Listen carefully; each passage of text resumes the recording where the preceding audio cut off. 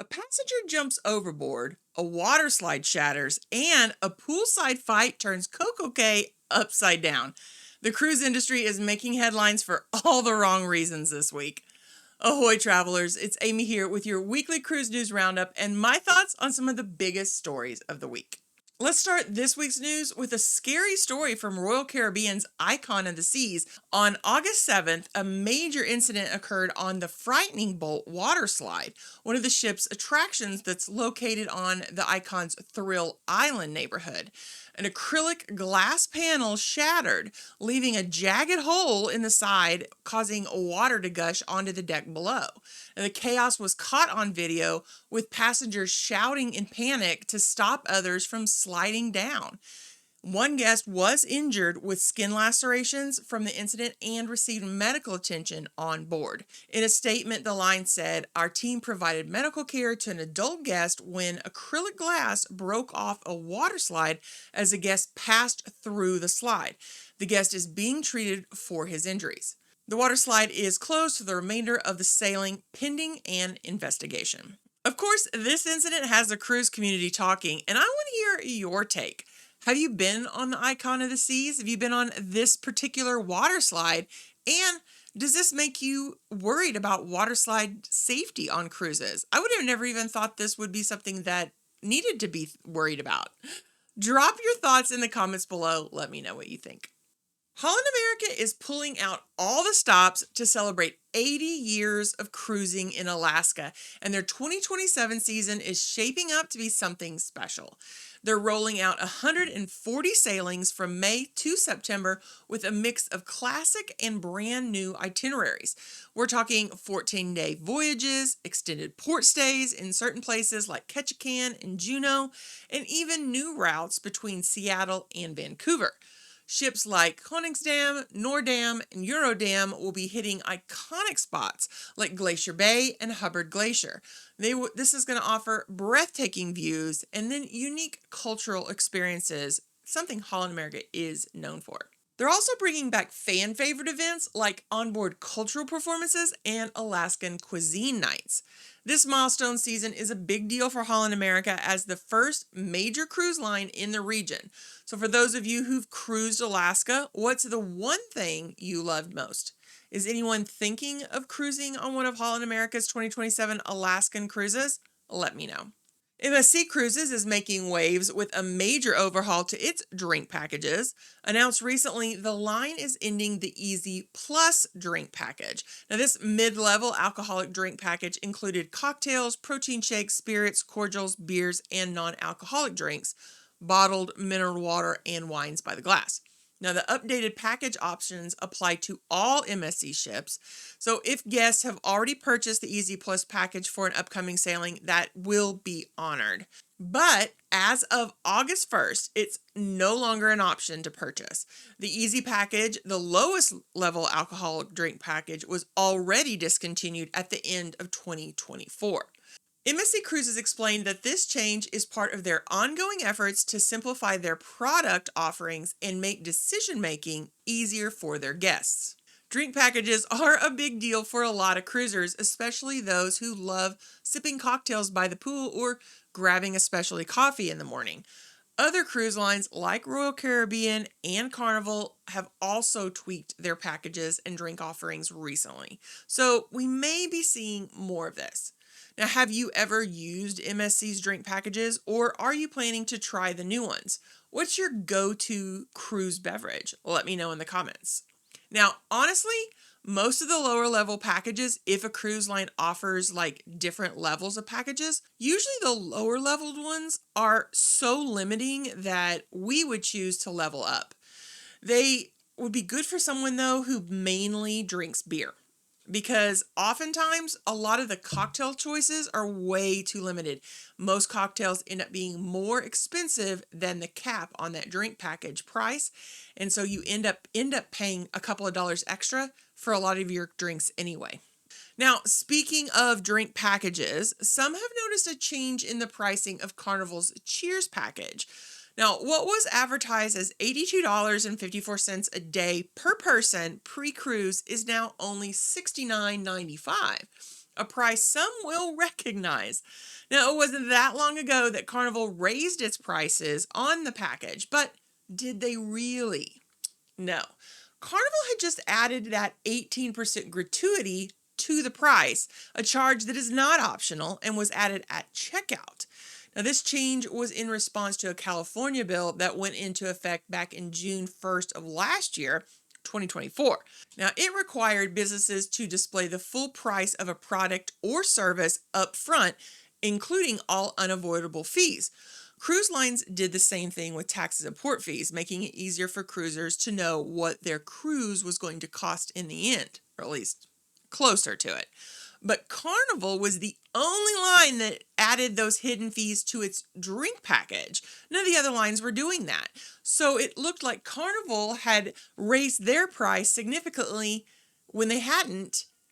And then everybody else was comparing it to the other cruise lines who were maintaining that hidden fee. Now, just a year after the change, Carnival has quietly gone back to its old method of listing the Cheers package price without gratuity and then adding that 18% fee at checkout. For example, a package that appears to cost $69.95 per day actually totals $82.54 per day after those gratuities are added. This is the same as before that transparency update. Now, this story serves as a reminder that cruisers need to remember that they are not going to be paying that base price that cruise lines advertise. Even though taxes and port fees have been added, cruise lines are advertising the cheapest cabin available, and most cruisers are not choosing that option. Now, even if cruisers do choose the cheapest cabin, there are gratuities, insurance, travel expenses, along with excursions and other extras like those drink packages that are going to add to that final cost of your cruise. Now, are you able to keep your cruise expenses to a minimum, or are you like the average cruiser who spends the cost of their cruise all over again in extras? Let me know. Our next story is a cautionary tale. On August 6th, a passenger on the Aida Nova cruise ship in the Baltic Sea made a dangerous decision that could have ended in tragedy. So after reportedly drinking heavily, an 18-year-old male jumped overboard intentionally.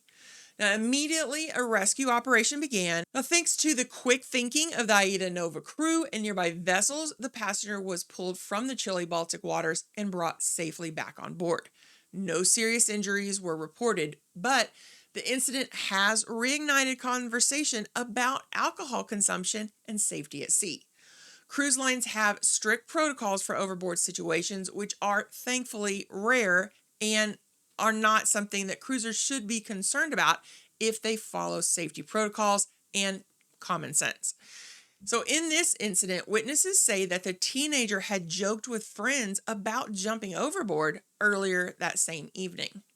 So after the rescue, the ship's captain required all passengers to assemble at their muster stations for a total head count, just to make sure that no one else had gone missing. Now, have you ever witnessed a safety scare on a cruise? Let me know in the comments. Royal Caribbean's perfect day at CocoCay wasn't so perfect on August 3rd when a brawl broke out in the Oasis Lagoon, one of the island's popular pool areas. So security was forced to step in and the pool was shut down for hours so it could be cleaned, possibly due to blood in the water.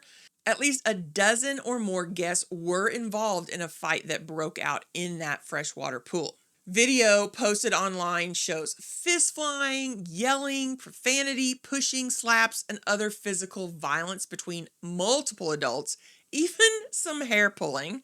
Security acted fast to break things up, but the incident has sparked chatter about crowd control and guest behavior on private island destinations.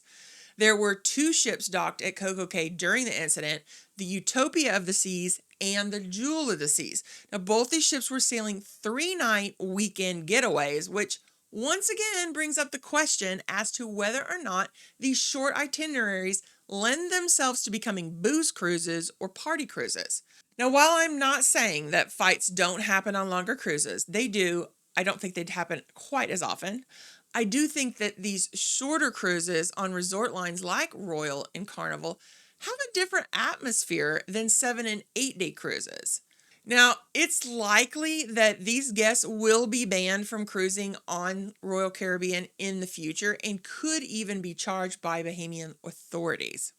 Now, have you ever seen a fight break out on a cruise or at port? Let's hear your stories in the comments below. Personally, I have never seen a fight. Well, I take that back. I've seen one fight, I believe it was on a Carnival ship, maybe the Vista, but it was between two little boys in the pool. I don't know where the adults were that were supposed to be monitoring them. If I remember correctly, I think one may have had like an older sibling that was with them, but like we're talking 7-year-olds got into a fight. That's the only fight I've ever seen on a ship. We have another CocoCay story. It's not quite the same vein. Royal Caribbean has made a surprising change at the island by raising the age limit for one of its popular activities.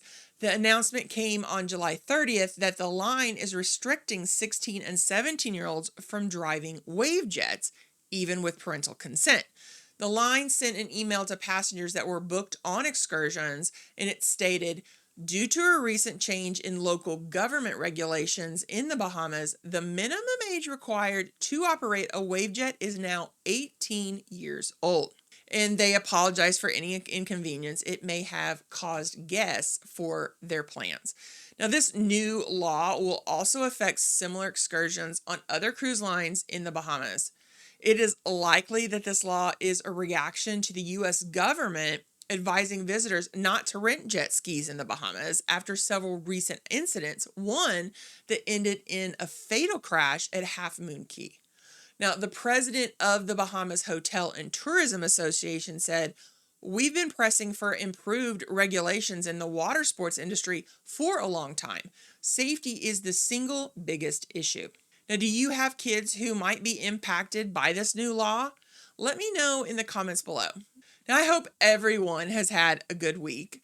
I wasn't able to get a video posted on Wednesday like I normally would because some stuff came up that took up all my time on Tuesday and Wednesday. Since I wasn't expecting these things to pop up, I didn't work on the video earlier in the week, and so I just wasn't able to get it out. Now, I took my middle niece on her first driving lesson this week. I did the same for my oldest niece, but this was a new experience because the middle one has not spent a lot of time driving around the farm on four-wheeler or side-by-side like all the other kids have. I think part of that is because of where she lands in all the kids, and the older ones just always drove all the time. Anyway, because of that, she isn't as comfortable behind the wheel as I'm used to all the older kids being. So we drove the back roads for a little bit the other day to get her used to switching from the gas to the brake and taking curves. Now, I wouldn't let her go over 15 miles per hour, and she said it felt really slow, but I told her it felt pretty fast from that passenger seat. Now, it may take us a little bit longer to get her ready for the highway than it did her sister, but we're going to have fun doing it. It's easier for me to take the time to act as the family driving instructor than for my brother or sister-in-law, and I like getting to spend time with the kids. Now, I haven't had to work with the boys on their driving because of all the time they spend working with my dad on the farm, but I did take each of them out to go through all the skills needed for the driving test, especially that parallel parking. As we were doing our driving lessons, and we're way back in the country on county roads that are dirt roads, and the only person we met was the mailman. You know, it really made me think about, what do people that grow up in the city do to teach driving? Do you just go out to an empty parking lot and start there? Sometimes we'll start out in a field. That's what people around here do. They take their kids with the oldest vehicle they have and stick them in a field and teach them. But usually if that's happening, they're really young when it happens. Like we're talking sometimes 9, 10 years old. So I just wonder, and if you're in that category, you're a city person and you had to teach your kid how to drive, let me know. I'm kind of interested to know about how that works in a totally different area. Well, are you ready for more information on cruising? Why not stick around and check out this video and then come back for more information designed to help you have an amazing cruise. Have a blessed week, everyone.